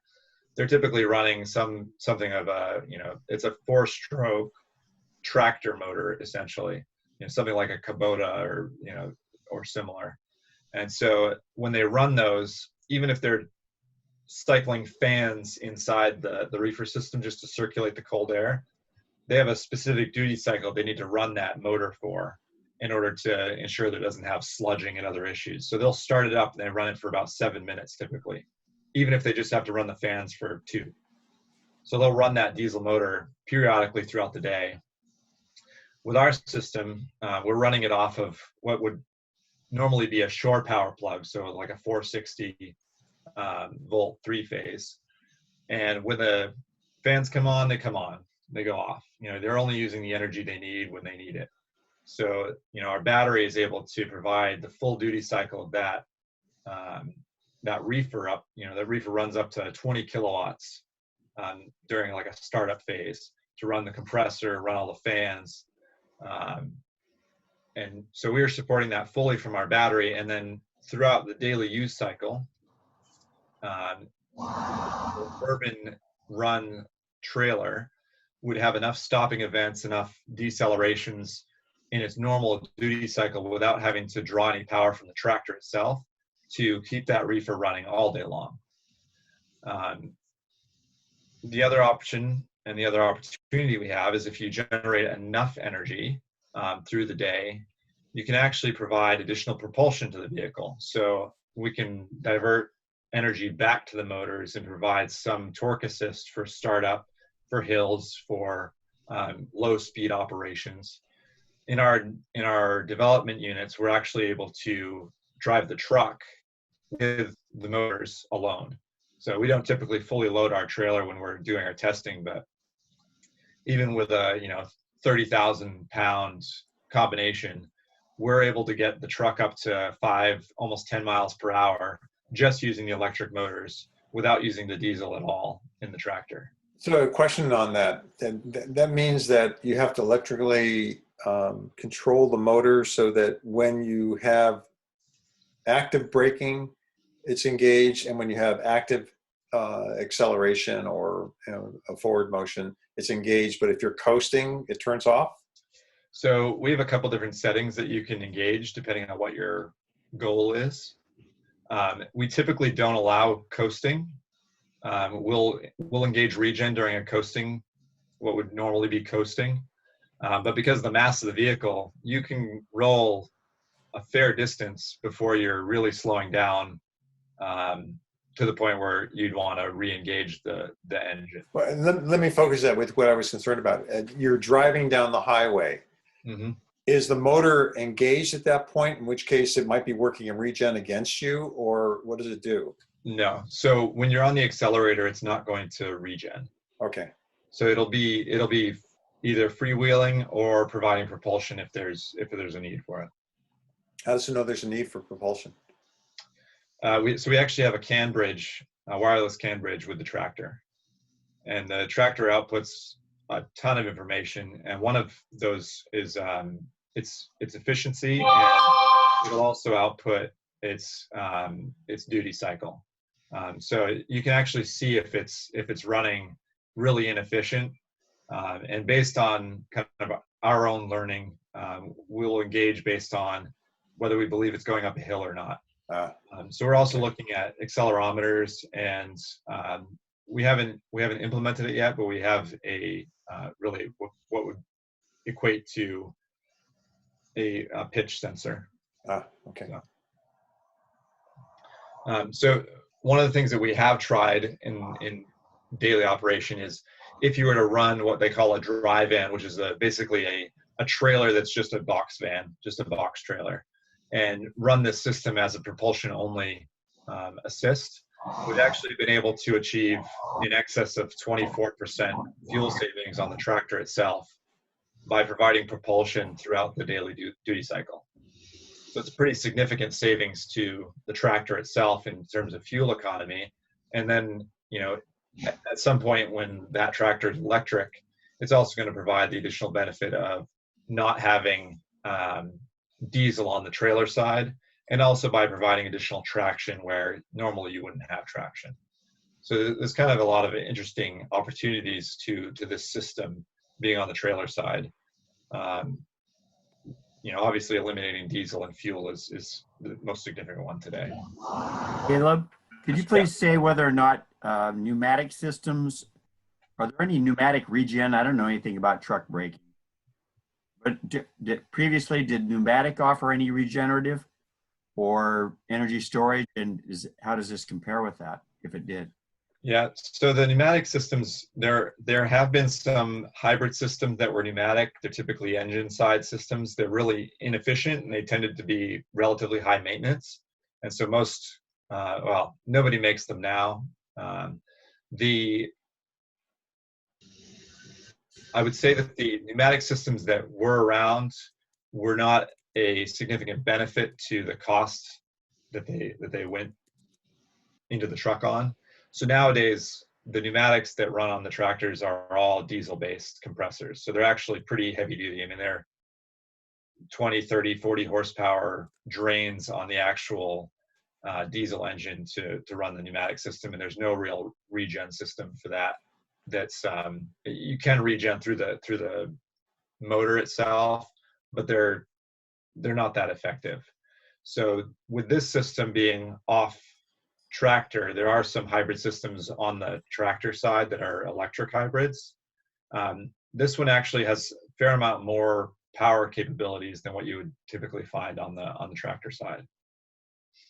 One other quick question: is there a safety component to this too? Because it seems intuitive to me that if you're going over the Siskiyou Pass, the truck's going down the pass, and it's got a regen system or a motor drag on it, that it's going to take a lot of mechanical stress off that system, and you're going to have less chance of brake failure. Is that true? Yeah, absolutely. So it doesn't offer a huge amount of benefit when you're going down like a significant pass.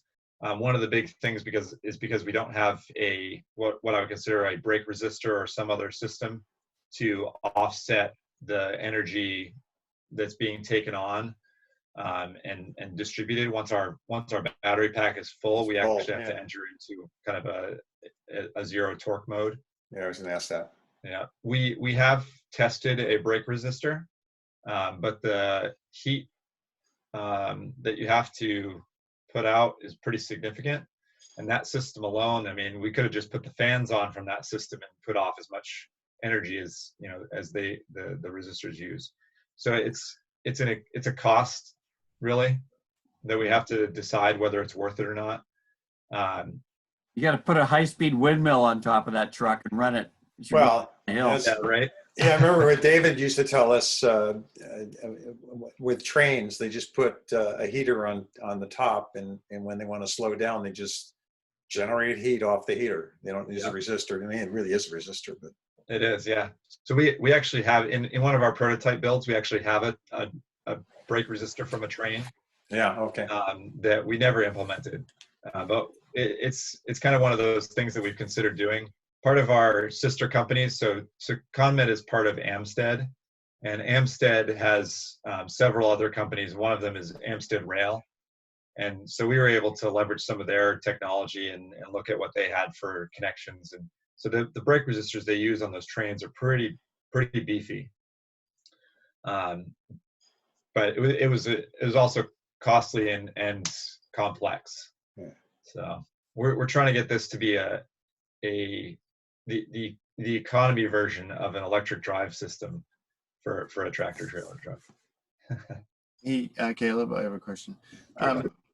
Yeah, I'm just curious from a drivability perspective with getting a positive, forward thrust from the trailer seems really weird or something. Does that change your thinking about it? Do you have to do any driver training, or is there anything like that? Yeah, due to the low relative power of the motors, you can feel the propulsion, but it doesn't offset the feel of the tractor as much as you would think, especially when it's loaded. One of the things that we have been careful about is because we have two motors, we do have cross communication, and we can do some torque vectoring.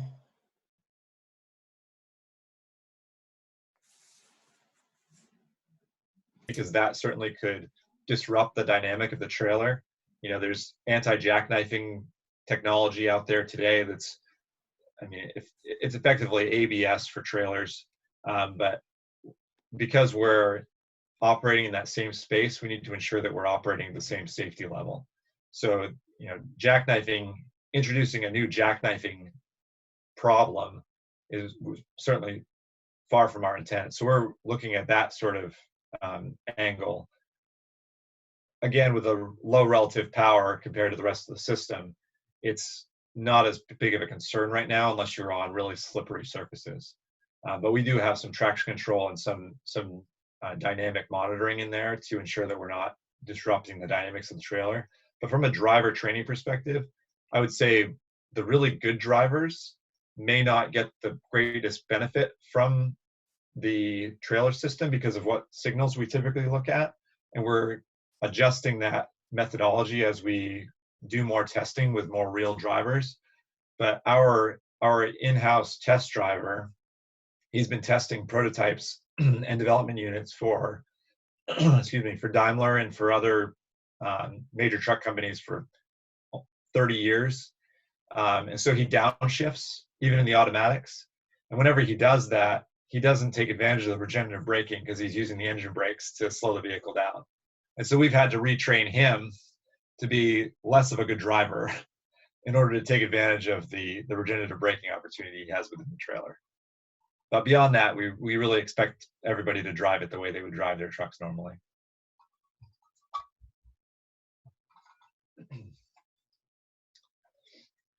So in looking at what we wanted to do with this, you know, with this system in its initial applications, we kind of tried to outline the ideal use case. So the ideal space where this would really shine, you'd really get the most economic benefits. So obviously lots of stop and go events. So that urban delivery format, the downhill descents and coasting less than truckload, which is the terms they use is, you know, whether you cube out or you weigh out. And cubing out is when you've got more stuff than weight. And weighing out obviously is when you have more weight than stuff. So you might have a really empty trailer, but you're carrying a big pallet of metal, versus the application which we're going after typically is going to be a cube out scenario where they have refrigerated goods, you know, grocery service or food service. So you're looking at people like Kroger or Cisco, or, you know, the Canadian version of Kroger, or bigger than Kroger, is Loblaws. These are large independently owned fleets that run refrigerated goods to a very set number of stores. So they're running it from a distribution center to a number of grocery stores, or they're running from a distribution center to a region of restaurants. And so they're not typically weighing out these vehicles, and they're using a lot of power because they're running refrigerated systems that are, you know, either single temp or sometimes up to 3 temp systems where they have to run, you know, frozen goods, cold goods, and then fresh goods. And so they have all these separate compartments in the trailer using a lot of energy to keep all those goods at the right temperature, and they're running through urban environments. So that's kind of the target audience that we're putting these out with, so that we're getting the most bang for the buck. Fuel usage for a reefer is upwards of $7,500 a year just for the refrigeration system. So you put this out in a reefer fleet, and reefer fleets typically keep their trailers for between 7 and 15 years. So at $7,500 a year, if you can offset that by regen braking only, now all of a sudden you've eliminated $7,500 a year from their cost. And that's variable, obviously, based on fuel cost. So that's based on a $3.90 per gallon diesel. So as that goes up or down, obviously that number changes, but it's unlikely to go down significantly, even though we're seeing some drops now. So, you know, right off the bat, if you want to get a between 2 and 5 year payback, you've got a fair amount of money to work with that they could save by running this system. And that's just fuel usage alone. It doesn't count the maintenance cycle on the reefer system itself, because that diesel motor being old technology, I mean, it requires oil changes, it requires coolant adjustment, it requires you know, seals and bearings replacement. So there's a lot of, you know, energy that is considered, you know, working capital that has to go into maintaining these things. And then there's the upfront cost of actually purchasing them. So for us, we're at that threshold where we have a system that we can sell at a, you know, market price that they can pay off within 5 to 7 years on the savings alone. So, you know, it's like the question we bring to the customers that we're going to is, would you spend $50,000 to save $150,000? And it's like, it's a no-brainer when you go to a fleet like that. So it's kind of an interesting system that we're developing and able to deploy, where without incentives we can still sell it for, you know, economic benefit to our fleet customers. Of course, they're going to take. That's the difference between a private customer and a business customer. Exactly. Yeah. There's no passion purchases in trucking. Right. Yeah. Right. Oh, I really want that, you know, that sexy new, you know, DTNA Cascadia. It looks really pristine. It's like, no, it gets the best fuel mileage and it pulls the most stuff. Right. Yeah. So it's a very interesting dynamic. Absolutely. I think that's my last slide. Yeah. Say, Caleb, Yeah. are these systems scalable size and weight to smaller vehicles, like recreation vehicles that might weigh 10, 20,000 pounds? Yeah, so the motor itself, interestingly enough, comes from passenger car space. It was actually designed as a passenger car motor system, and they are scalable. So we have a custom motor version that we used in our application, but effectively, if you can put it on a 5 1/4 inch drive shaft and retool a hub for whatever your application is, yeah, you could put this on virtually anything.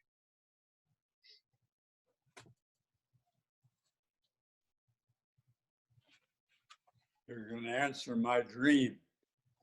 All electric motorhome. So without breaking any NDAs, we're working with one of the leading motorhome manufacturers in the country to develop a EV solution. So. Any idea when that might come out? Or motorhome is an ideal situation, because I know on mine I got a lot of area underneath for you know, added batteries. I'd like to get rid of my generator, which would take a couple 100 pounds of weight off. Sure. And braking on some of these motorhomes is next to terrible, and that regen capability, I know from working with my car, is a tremendous advantage. Yeah, I can't say a date in particular, but I'd say within the next 2 years you'll see probably a B van EV available. That's probably going to be the first one to hit the road. That'll be all electric. But yeah, they're definitely coming. EV people might also be in that opposite category where, hey, that's a nice thing to have. I want that. Yeah. They don't care what it costs. That's exactly right. Well, so the interesting piece with the work that we're doing is we're looking at the premium class A models to implement a eHub based solution in initially, because you're exactly right. If it's, you know, gives it that much of an edge over, you know, what they had before. It's, you know, bigger, better, faster, whatever it costs, it doesn't really matter. You know, it's like when you're looking at an RV that's, you know, $700,000 to $1 million already, what's an extra $100,000? You know? Really fascinating subject, Cal. And this was really a great presentation. Thank you. Yeah, thank you. Thank you. And if there's any other questions regarding the space or the technology, I'm happy to answer whatever I can without, you know, breaking any NDAs, of course. But you know, I have a lot of experience in the space, and certainly a lot of interesting stuff going on right now. Caleb, this is Sonia. I was really curious at the beginning of your presentation about your positioning and how you market to the industry and how that might get used politically so that we can kind of, you know, bridge the gap in understanding. You know, I think that you, through kind of the efforts in how you position your PowerPoint, can you speak to that at all? Have you kind of work that out and work that industry speak out a little bit? Yeah. So what's interesting is the trucking industry is, well, for lack of a better term, they're very Republican. Mm-hmm. You know, from a political angle. So, you know, from a supplier standpoint, when we go to fleets in particular, it's all about the economics. You know, it's like hugging trees and making cleaner air and, you know, things that are better for the environment. You can't always start with those because they don't always grab people's attention. But in the commercial space, money always grabs people's attention. So that's why they're there. And so our angle is show them that it's affordable and effective, and then provide all the benefits that they create for the environment as a, you know, as a byproduct of their good fortune of being able to afford the technology. You know, it's kind of a way to say, you know, you're going to win, but you're also helping everybody around you too. And, you know, it doesn't have to cost more to be healthy. Mm-hmm. So that's kind of been our approach. And, you know, it's taken a lot of adjustment to sell what would normally be a green technology, if you will, to a typical not so green industry.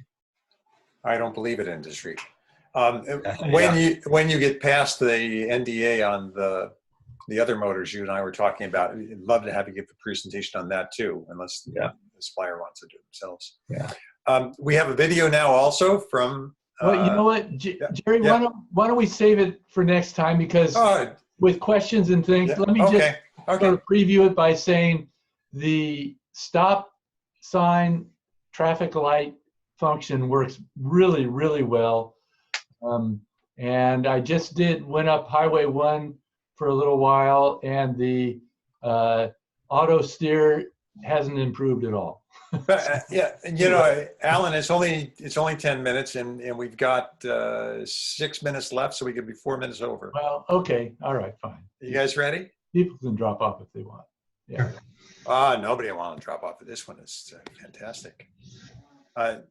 You can see it. Hopefully, we're going to hear it.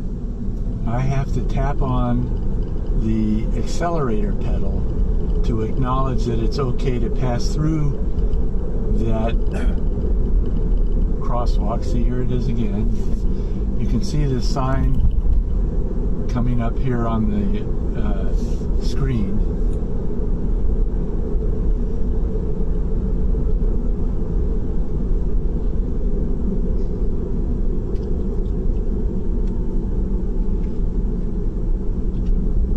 Another crosswalk here. I've got the sign, so I tapped on the accelerator pedal. See how it recognizes the cyclists over on the right side there? It's doing a pretty good job of recognizing things. Now, interestingly enough, it did not recognize that crosswalk, probably because it didn't have these crosswalk signs like this.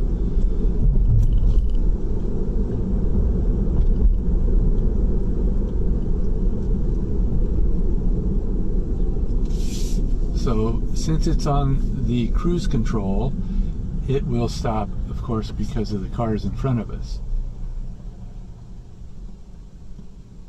So You're not hopefully here I will be able to get a clear red light with nobody in front of me, and I'll show you how it stops.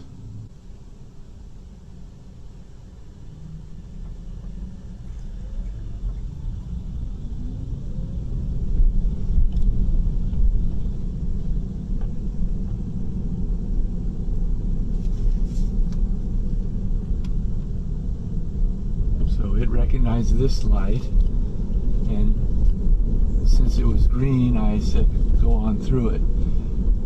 From what I can tell so far, it will not pass through any kind of stoplight without me acknowledging it, red, yellow, or green. So it saw this crosswalk again.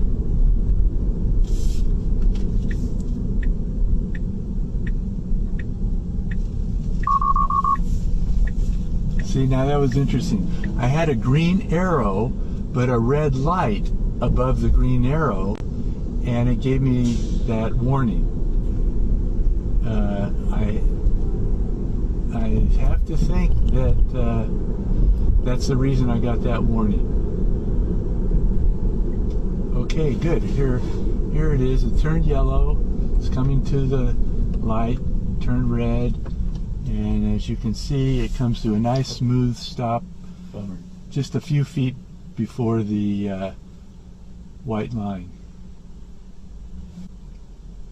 Now I think I have to tap the accelerator pedal in order for it to start out. I'm going to give it a little test here and see.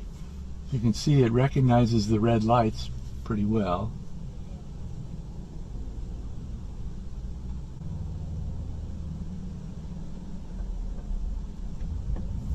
Yes, I had to tap on the accelerator to get it started.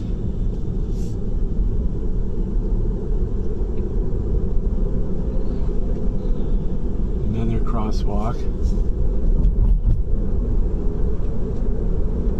So here's another crosswalk, but without the new bold crosswalk signs that this recognizes.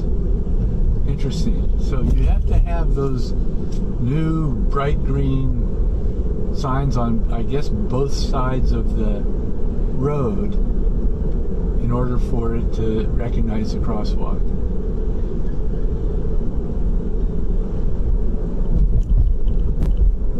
Okay, we're going to go left up here to test out some stop signs.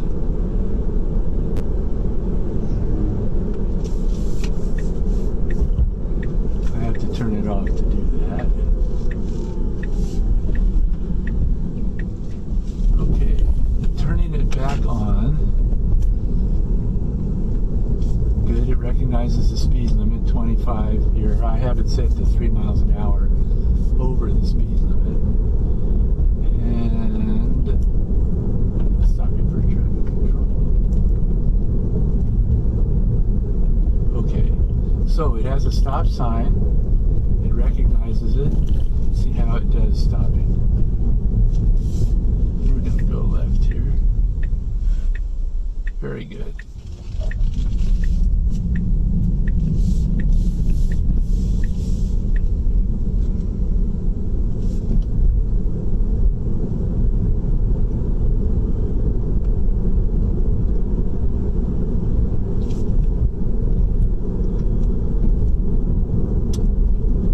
Really does an amazing job of recognizing these stop signs. I mean, most of that stop sign was covered by the tree branch when it signaled that it was going to stop for the stop sign. So again, I tapped on the accelerator to get, after coming to a stop, to get through the intersection. Probably have to do that at this one also. But it recognizes, as you can see, it recognizes. Okay, I'm gonna check on this. Good, we've got it shows the pedestrian there, that's nice. Okay, he's clear now, so I'm gonna tap on it.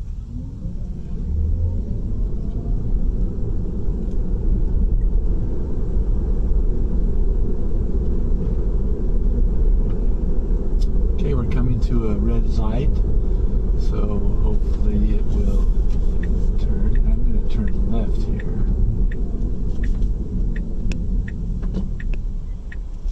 Really does a good job of slowing down appropriately, you know, not too fast, not too long to take it to slow down, and come to a stop in the right location.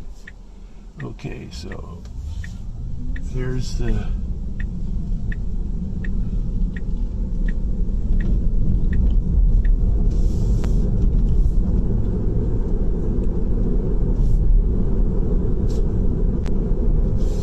when you talk about glass buildings.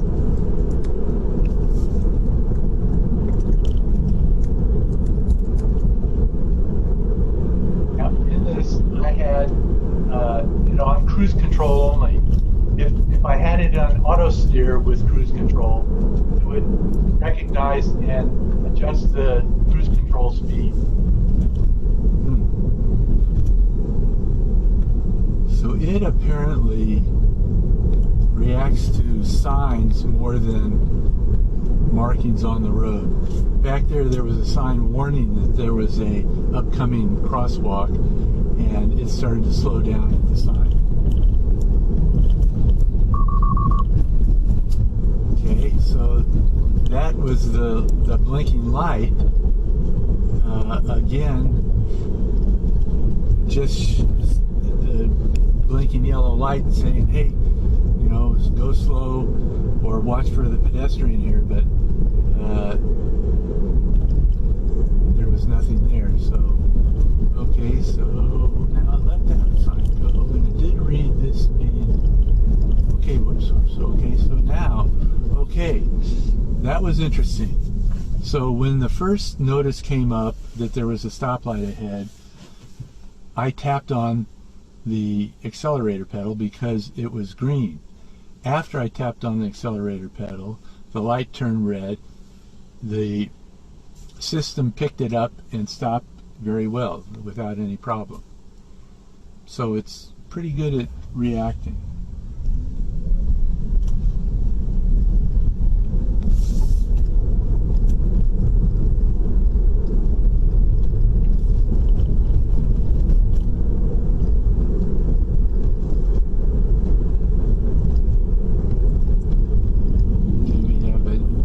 Very emphatic crosswalk up here, and just go right through, coming down to the stoplight. I'm going to turn right here, so it's all good. Didn't touch the brakes at all. Okay, I tapped the accelerator to get going. And here it goes. Nope. Yep, that's it. Yep. So that works very well, I have to say. But as I said, I went over on Highway 1 and tried the auto steer just yesterday, and it just can't handle with the speed limit being 55. Yet many of the curves are like 25 and 30 mile an hour. It just couldn't handle speeding up and slowing down to go through those curves. Some curves tried, you know, a 30 mile an hour curve tried to go through at 55, and it just wasn't good. So they still need to work on that. One thing I just to point out to everybody, I saw a note earlier about the videos being choppy. Neither Caleb's video nor Alan's video are actually choppy. That's Zoom making the videos choppy, because I have two screens here, and the one up here is on Zoom. The one down here is the video itself, and it's perfectly smooth. So if you want to go back, the links are there in the presentation. I'll be posting the presentation shortly, and you can see the same videos.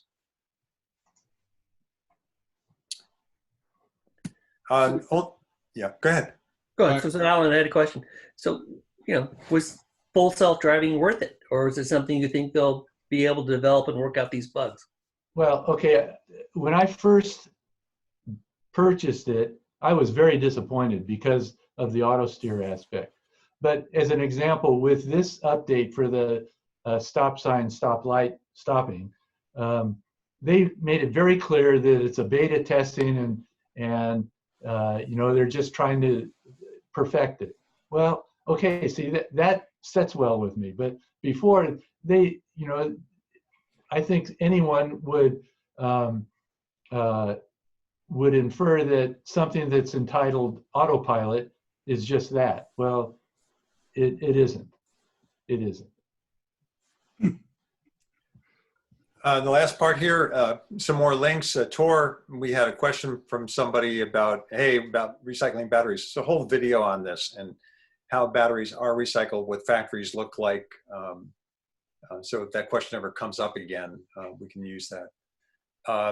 And I put the links again for the Sonoma Clean Power webinar. And also there's a whole interview on energy storage and energy storage issues and how energy storage will be handled through the Precourt Institute. So I included those as links as well.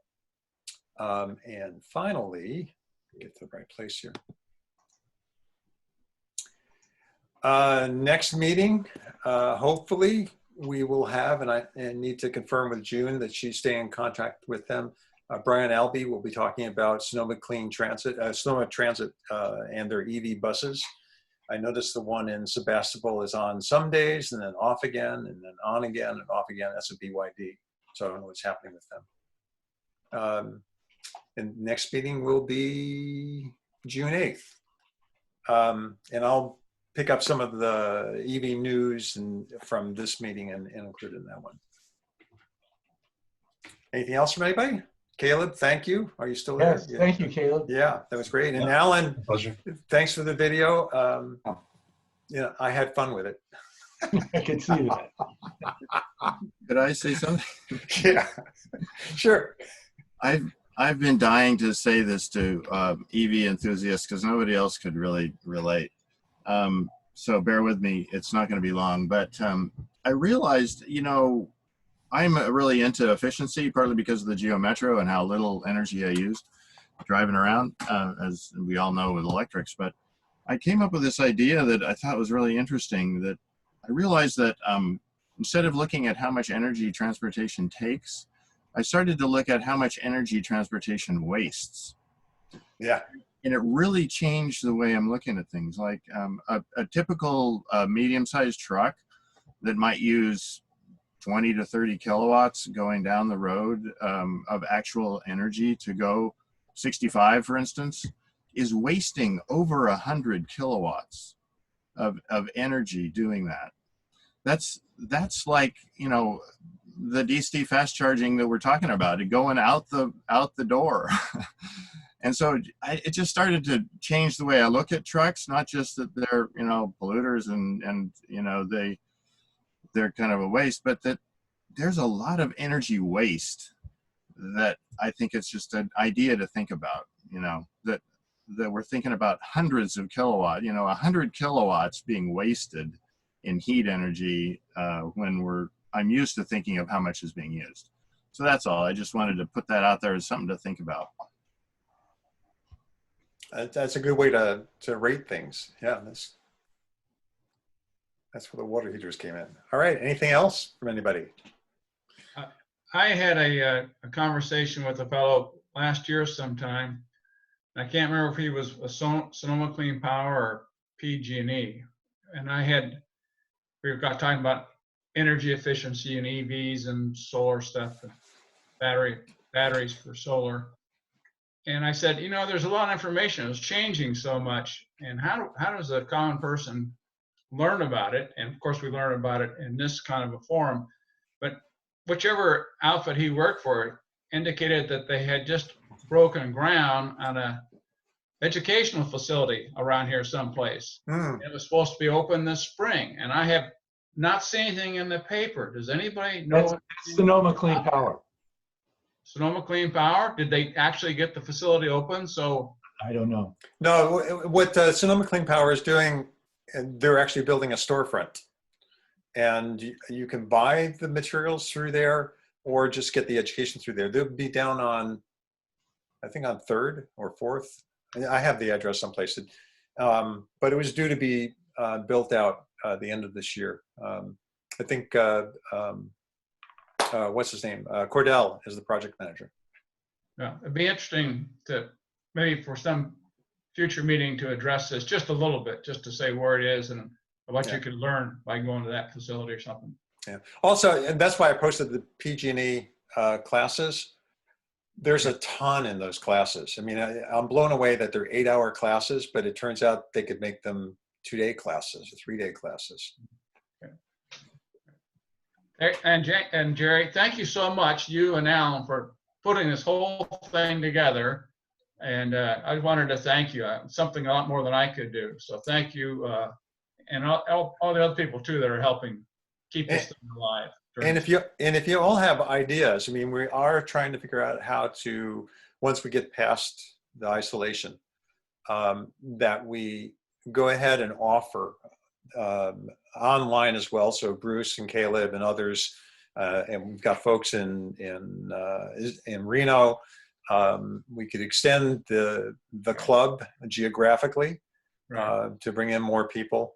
But we want to make sure that we still get to eat our donuts, have our coffee, and jaw in the room, but everybody can hear from the outside and contribute. So keep looking for devices. You saw I sent notes on what about this microphone or that microphone. I'm still waiting for my camera to show up to see if the camera helps it at all and things like that. I have that camera, Jerry. You have that camera? Yeah. How is it? It's great. It's also like they've been making the same camera for, I don't know, over 10 years now. Yeah. Yeah. I mean, I don't know. Well, it's back ordered. Oh, that camera. Okay. But the microphones were the next one. I was looking at microphones and I got some recommendations. All of them think that they're going to be in a small conference room. We want to pick everybody up without handing mics around. And that's what Tor did, was hand mics around, and PG&E does that too. And often people just don't take the mics. So it has to be a little more seamless. All right, great. I will see you all June the 8th, according to the presentation. Let's hope maybe we can see face to face, but it doesn't look very likely, does it? It's not looking good. No. Well, we're lucky out. Yeah, better than my cousins in Italy and the East Coast, so we're in better shape. All right, everybody, stay well. Great meeting, guys. Thanks a lot, Jerry and Ellen. Okay. Thank you. Thank you, Caleb. Thanks, Caleb. Thank you, guys. Yeah. Thanks, Caleb. Bye-bye. Yeah. Thank you. Yeah.